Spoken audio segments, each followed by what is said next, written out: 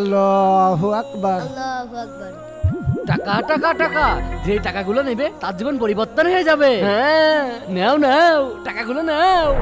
কতগুলো টাকা, সবাই নামাজ পড়ছে, এই সুযোগে আমি নিয়ে নি। আমি এখন এই সবগুলো টাকা নিয়ে দোকানে যাব।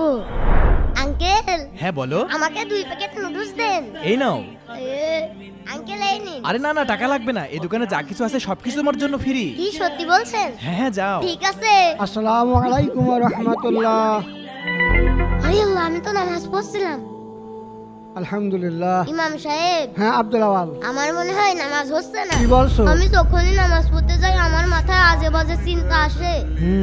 আমি কি করব, আমার মাথায় কাজ করছে না। আমার তো মনে হয় এইভাবে নামাজ পড়ার থেকে না পড়াই ভালো। শোনো আব্দুল আওয়াল, তুমি যখন নামাজ পড়তে আসো, নামাজের আগে বিসমিল্লাহ বলে সুন্দর করে ওযু করবা এবং অর্থ বুঝে নামাজ আদায় করার চেষ্টা করবা। আর ইনশাআল্লাহ শয়তান তোমাকে ধোঁকায় ফেলতে পারবে না। আর মনে রাখবে, যে নফসের সাথে যুদ্ধ করে নামাজ আদায় করে তারাই হলো প্রকৃত ঈমানদার। আল্লাহ তাদেরকেই সবচেয়ে বেশি ভালোবাসে। জি ইমাম সাহেব, আজ থেকে আমি কোরআনের অর্থ বুঝে নামাজ পড়ার চেষ্টা করব।